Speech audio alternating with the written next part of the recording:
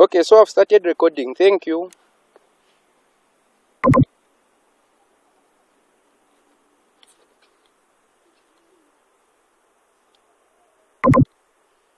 Okay, are you able to see the screen?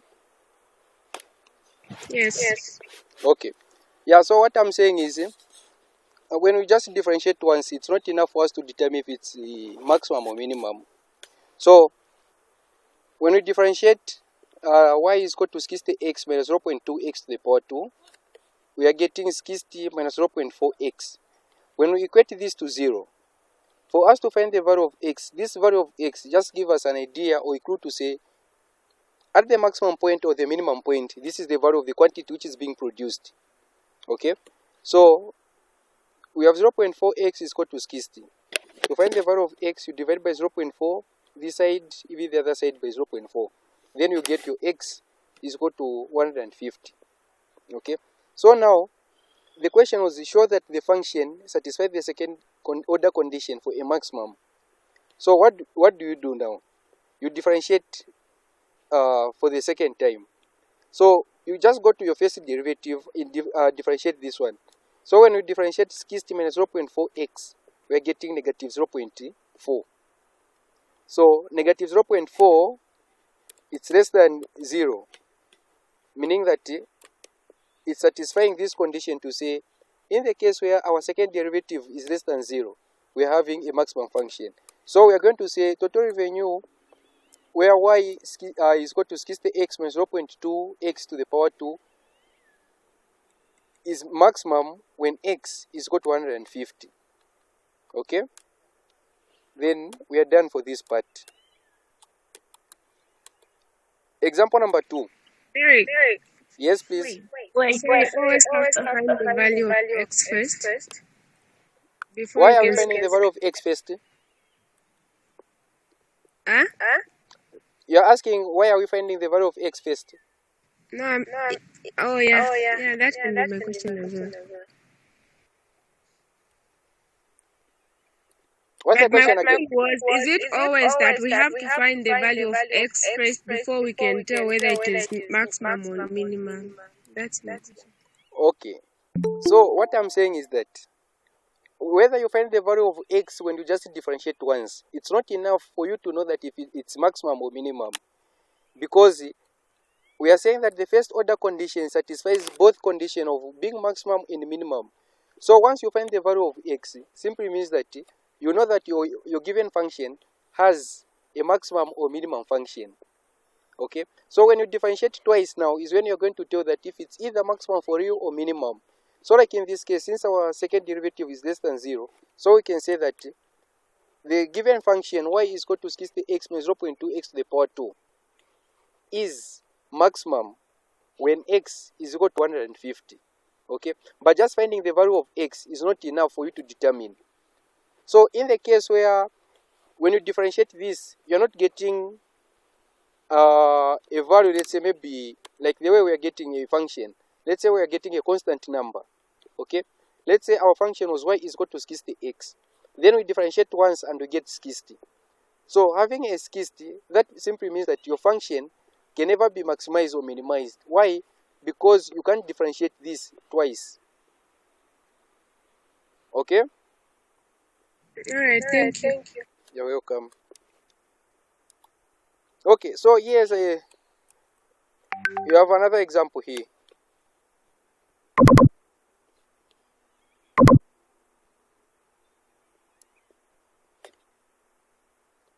Let me in, but there's no one here. Let's proceed. Okay, so the second example is saying show that total revenue is a maximum when Q is equal to 18 for this non-linear demand schedule. P is equal to 194.4 minus 0.2Q squared. We want to show that total revenue is maximum when Q, or the quantity which is being produced, is equal to 18. So how do you solve this function? So looking at the demand schedule that you've been given, you have P there. And we know the function of total revenue. Total revenue simply means price multiplied by quantity. So we can just say total revenue is equal to P multiplied by Q. Where there's P, we are going to substitute this function. 194.4 minus 0.2 Q squared. Then we multiply it by Q. So after multiplying, we are getting 194.4 Q minus 0.2 Q to the power 3. Okay, so this is our total revenue function. So now after having a total revenue function, for us to determine if it's maximum or minimum, what are we supposed to do here? Anyone quickly?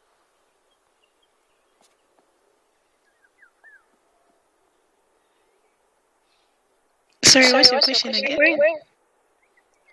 We have the total revenue function, and here the question was saying show that total revenue is a maximum when Q is equal to 18. So what are we going to do next after finding the total revenue function? We're going to differentiate that total revenue function with respect to Q. Okay. Then after differentiating, then you equate it to 0.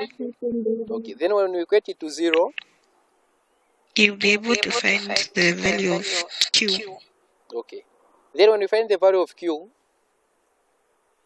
you differentiate that first total revenue function that you differentiated, and then you insert the number, the value of Q, in that second derivative, and it will help you see if the equation is maximum or minimum, if it's less than or equal to the A that you gave in the, is it notes? Yeah.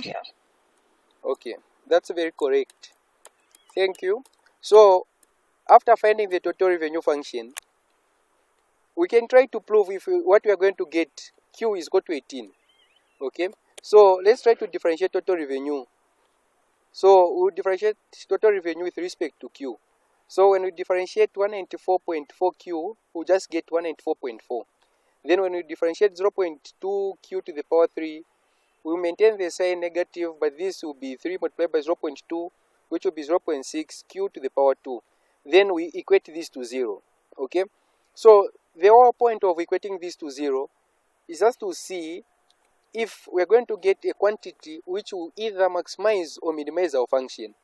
Okay, so when we equate this to 0, we can take negative 0.6 Q squared the other side. So this becomes 0.6 Q squared, then we equate to 194.4. Then from there we can try to divide by 0.6. So when you divide 0.6 both sides, you get Q squared is equal to 324. So I'm sure you have calculators there, so you can just try to prove if you are still getting the 324. Yeah, then from there to find the value of Q, you can just introduce a square root. This will cancel with that, then you square the root, you find the root of 324. So the root of 324 is either positive or negative 18. But we know since we're talking of quantities here, quantity can never be negative. No wonder we'll just say Q is equal to positive 18. Okay, so after getting positive 18,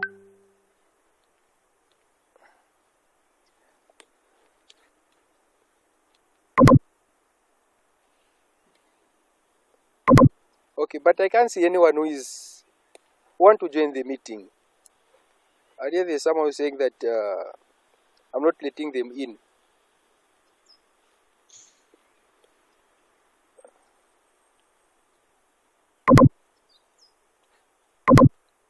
Okay, so yeah, after getting Q is equal to 18, we can try to find the value of, we can try to differentiate twice so that we see if our function is meeting the second order condition. So when we try to differentiate here, 194.4, this is a constant, so when we differentiate it to be 0. Then negative 0.6 Q to the power 2, when we try to differentiate this, when we it's just multiplication here, 2 multiplied by 0.6, we get negative 1.2 Q, 2 which is minus 1. Yeah, so after getting negative 1.2 Q, okay, from here, you are supposed to substitute the value of Q that you found here. So we know that Q is equal to 18. So let's put 18 there. When you multiply negative 1.2 multiplied by 18, it will give you negative 21.6. and still negative 21.6 is less than 0. And since it's less than 0, meaning that it's meeting the second order condition. So we can say, hence, this function proves that its maximum when q is equal to 18. It's simple, right? So basically, under unconstrained optimization, they just want you to use the approach of second order condition to know how you are supposed to use it. That's it. So if you just know that you are supposed to differentiate twice, meaning you don't have issues. Okay. Can we try to solve this one? Mr. J, Yes, please. the negative 21.6 that we found, Yes. what conclusion are we making here? Like, I'm not getting the conclusion we're making Okay, so the conclusion is, since the question after was we saying, get a negative, after we differentiate okay, kind. the question was saying, show that total revenue is a maximum when Q is equal to 18 for this nonlinear demand schedule. So we have a function. Now the question is, can we show that that function is maximum when Q is equal to 18? So we've said that for you to tell if the function is maximum or minimum, you need to differentiate twice. So when you differentiate twice, your second order condition is saying if your second derivative is greater than 0, meaning that you are experiencing a minimum function. Okay, then if you differentiate twice and your second derivative is is less than 0, meaning that you have a maximum value, a maximum point. So to prove that this function is maximum, in short, what we are trying to say is, can you show that the second derivative of this given function is negative? Okay, so now since this is just a demand schedule, then the question is asking us about total revenue. So we need to calculate total revenue first. But how do we calculate total revenue? We know total revenue is equal to P multiplied by Q. So when you substitute the value of P here, just multiply with a Q. When you get that, you differentiate once, it will give you this 194.4 minus 0.6 Q to the power 2. Then when we equate this to 0, which is the first order condition, so we've said the first order condition doesn't guarantee you to say that this function is definitely a maximum or a minimum function. But when you just get the value of the first order condition, that simply tells you that yes, you can, if you try to go further, you can get the maximum or the minimum function. Okay, so after doing that, we've calculated that the value of Q is equal to 18. So if we just leave our function here, this simply means that either our maximum or a minimum point or that given function will take place when Q is equal to 18. Okay, but now the question is saying, can you show that it's maximum, not taking both sides, but can you show that it's maximum? No wonder we're even going further to differentiate twice. So when you differentiate twice, we are differentiating this first derivative, which is giving you negative 1.2Q. So after getting negative 1.2Q, you can try to substitute the value of Q since you know that Q is equal to 18. So when you say negative 1.2, where there's Q, you put 18, it's giving you negative 21.6. A negative 21.6, since it's less than 0, meaning that yes, your function is maximum. I don't know if I've answered your question. So if we had gotten a positive 21.6, what would have been our conclusion? It's not maximum, because the second derivative, if it's greater than 0, that's minimum. So the question was telling you, is this can you prove that it's maximum? So for you to prove that it's maximum, meaning that your second derivative, suppose, or it's a must that it's supposed to be negative, like something which is less than 0. So but in the case, if after doing this, then you find that your answer is positive here, then you can just say that since the second order condition is saying that this function is greater than 0, hence this function is not maximum, is not maximum when Q is equal to 18, but rather it's minimum, because your second order condition is saying that it's greater than 0. Is that okay? It's fine. Thank you so much. Okay, you're welcome. So let's try this. Let's try this one. Find the minimum point of the average cost function. Find the minimum point of the average cost function. Okay, let's try this, then tell me the answer. I'm just giving you 5 minutes. Try to solve this one. Average cost function is equal to 25 over q plus 0.1 q squared. Find the minimum point of the average cost function.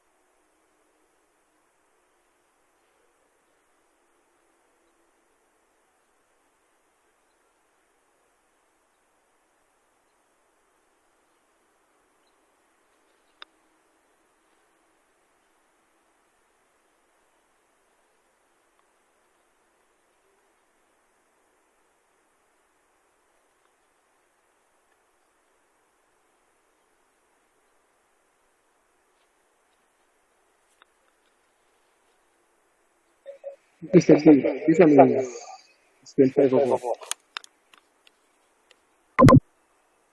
Mm-hmm. It's 25 of what? I mean in the equation.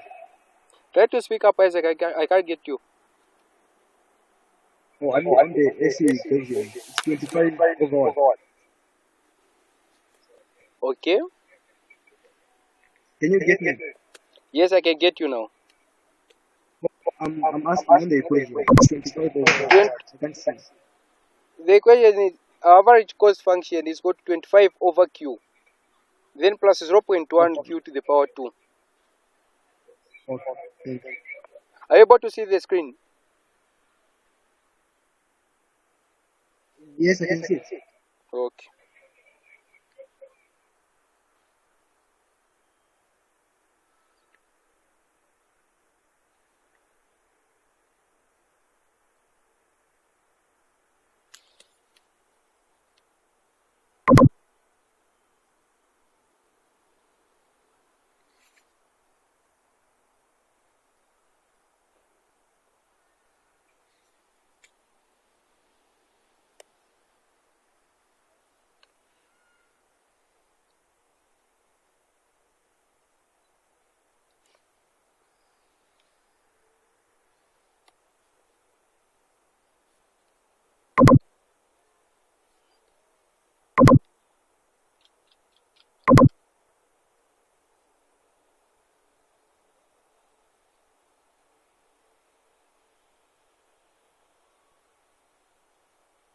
I'll join the 125.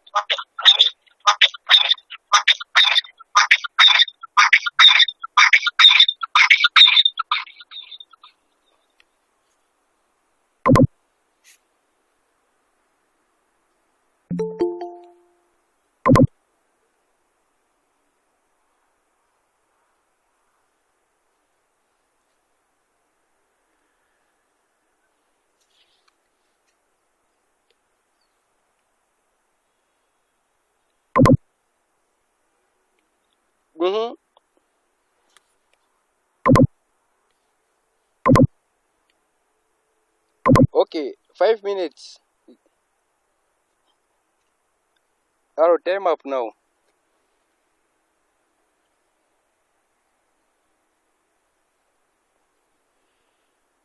Time up, time up. What are your answers, you people?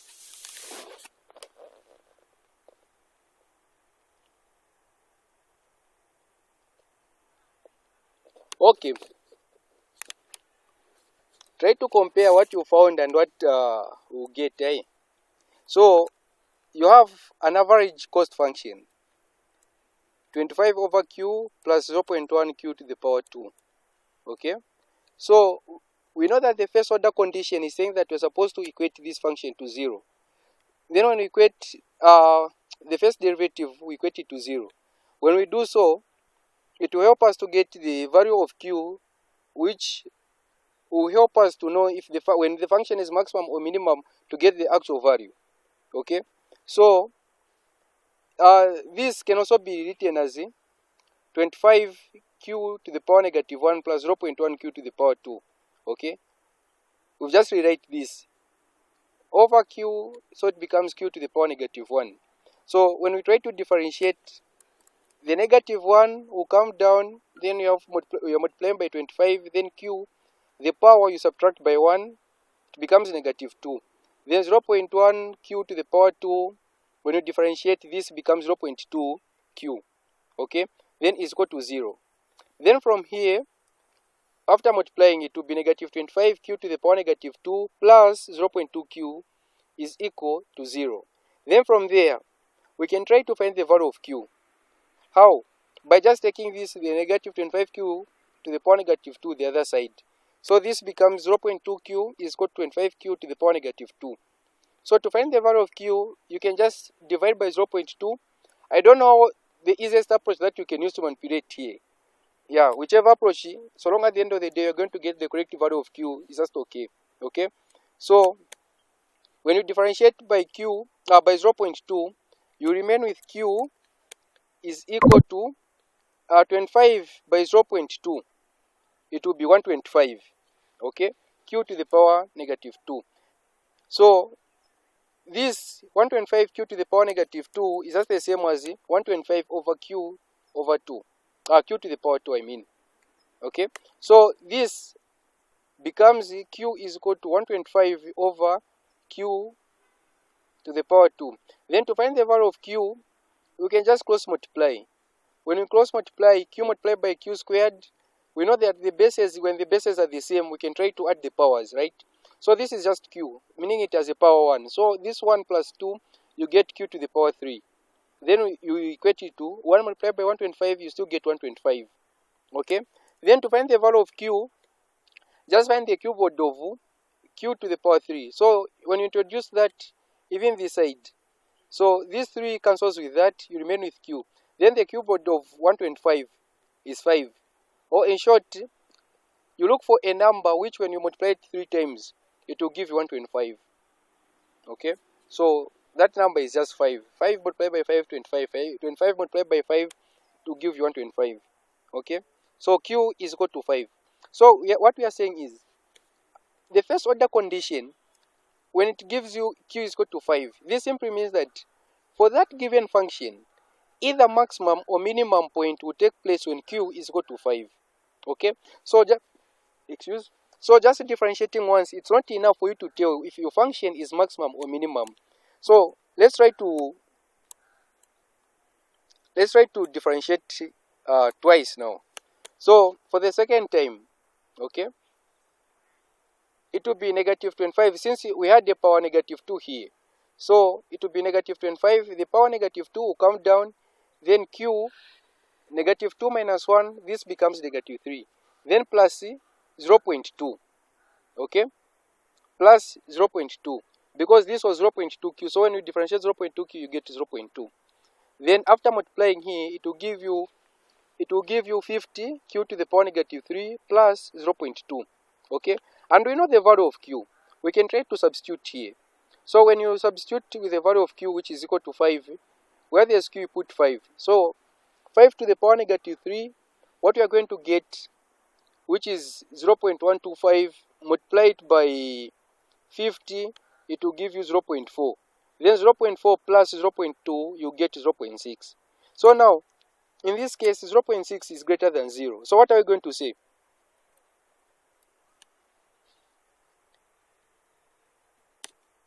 What will be our comment? We have the minimum. Yeah. So even the question was saying, find the minimum point. So I'm sure by now, just by seeing this, minimum or maximum, what should come into your mind is, when I differentiate twice, like a second time, your second derivative, which is the second order condition, for minimum, your answer is supposed to be positive or greater than 0. Then for maximum, meaning that your second derivative is supposed to be less than 0 or negative, in short. Okay, so we are getting this.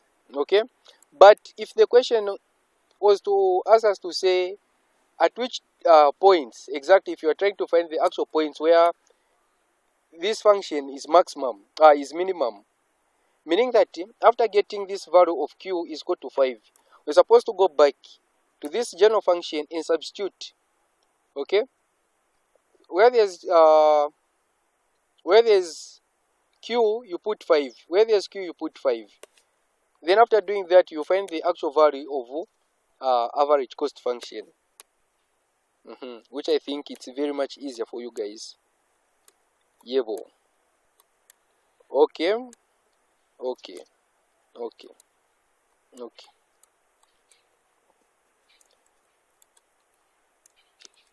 Another question here. Try out this one.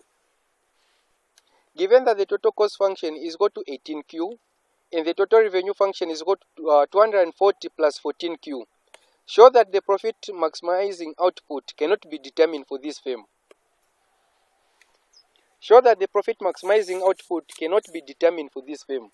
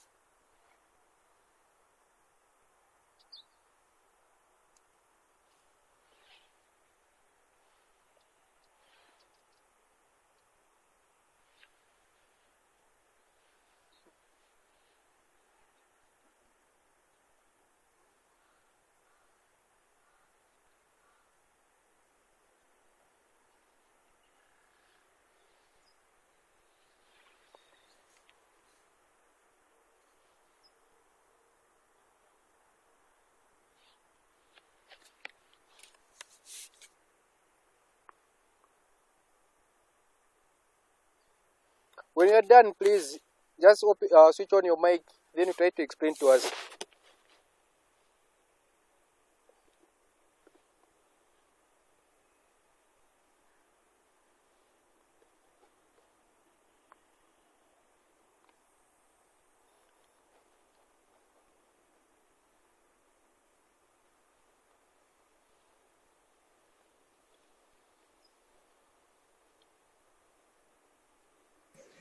Mr. Derek, Yes, boss.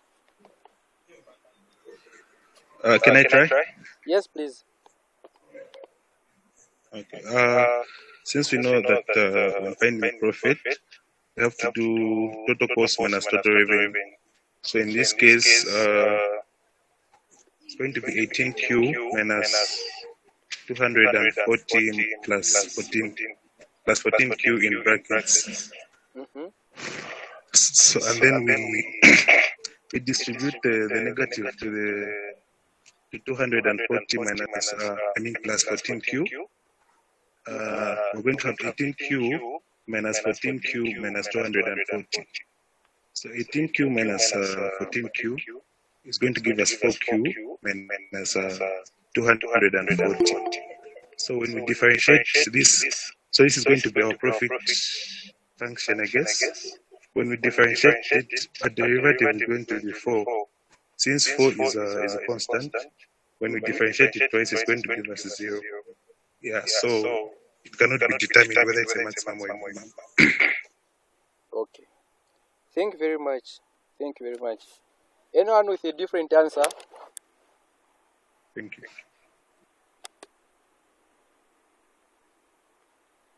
Anyone with a different answer? Just say something, say something. Or different approach.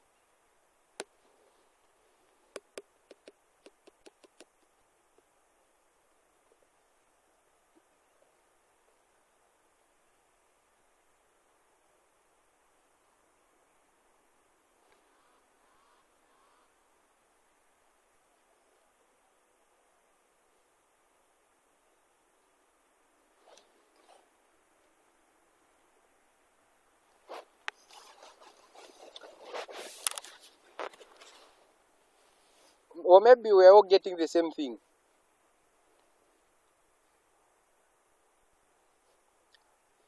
Okay. Mr. Derek. Yes, boss.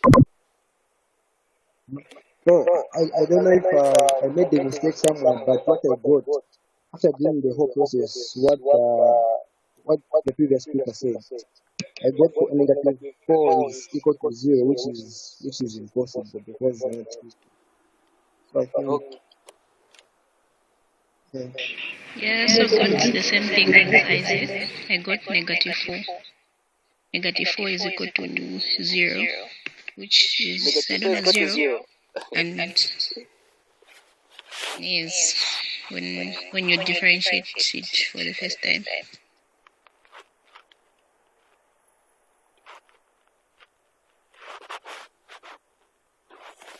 Thank you very much. Thank you very much. Yeah, so it's like that. Yeah. So in short, given total cost function and total revenue function, and they're asking us to show if profit maximizing output cannot be determined. So we know the formula for profit. Profit is equal to total revenue minus total cost. So when we say 240, which is total revenue, plus 14Q minus 18Q, our profit will be given by 240 minus 4Q. Okay? Then we know that the first order condition will help us to determine the value of Q. So after differentiating 240 minus 4Q, we'll just get -4. Okay? So that -4, even if you equate it to 0, you can't say -4 is equal to 0. No, you can't equate it actually in the first place. Okay? So you have a constant number, which is your first order condition. And the one thing is, if your first order condition is not satisfied, definitely even your second order condition won't be satisfied. Okay? So it's not every time that what you'll be given will be maximized or minimized. So sometimes they want you to say something, like to comment something when you are done. So let's say maybe they can tell you to say, given total cost function is equal to this and total revenue function is equal to that. Is this function maximizing or minimizing the output? If so, why? Or if not, why? Okay? So at the end of the day, it will still take you back. Do you understand the principles how to determine if your function is maximum or minimum? If you're able to do that, meaning at the end of the day, you're going to give the correct conclusion. Okay? Do you have questions? Do you have questions? so Mr. Derek, I didn't get your conclusion on this one. The conclusion for this one is, after differentiating, because we know that this is total revenue and this is total cost, we know that profit is equal to total revenue minus total cost. Okay? So when you say total revenue, which is that 240 plus 14Q minus our total cost function is 18Q. So after subtracting here, 14Q minus 18Q, you get 4Q. So your profit function will be 240 minus 4Q. Then after differentiating here, remember what we are doing here, we're not differentiating. So we can't say that we've applied the first condition. No. Okay? So the first order condition comes in when we start differentiating the profit function. So after differentiating this profit function, we are getting negative 4. So this negative 4, you can't equate it to 0 because the first order condition says that your first derivative is supposed to be equated to 0 for you to have a value of q which will either maximize or minimize your given function. So now in this case, after getting negative 4, you can't equate it to 0. So since you can't equate it to 0, meaning that this given function cannot be determined if it's either maximizing the output or minimizing the output. Is that okay? Yeah, it's okay. Sure. Any more questions?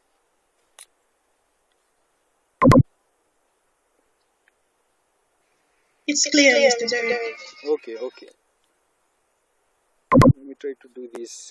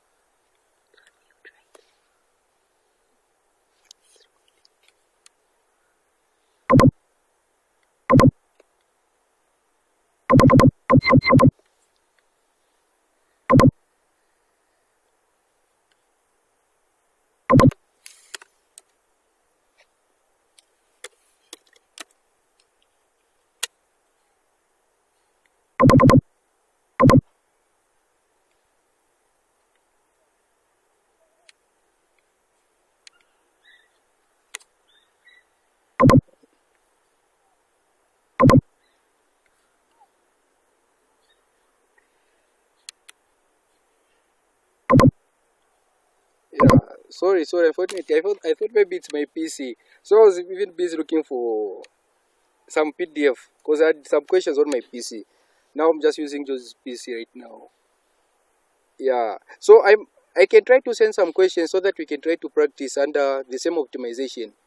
Then on Sunday, we can finish unconstrained optimization with the two variables, so that next week we do even the constant optimization.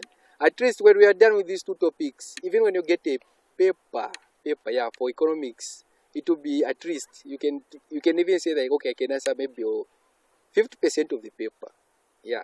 So basically the questions under constraint and the unconstrained optimization, yeah, they are kind of tricky, but if you just understand the topic, they are easy. Yeah, they are very much easy, and it consume more time actually. Yeah, because most of the time, let's say maybe under our constant optimization, yeah, it's involving like you need to solve. You need to solve. So it's just a matter of knowing like what you are doing. Yeah, because at the end of the day, you get the correct answers. Then from there, and it will even make sense when you get the q is equal to 5.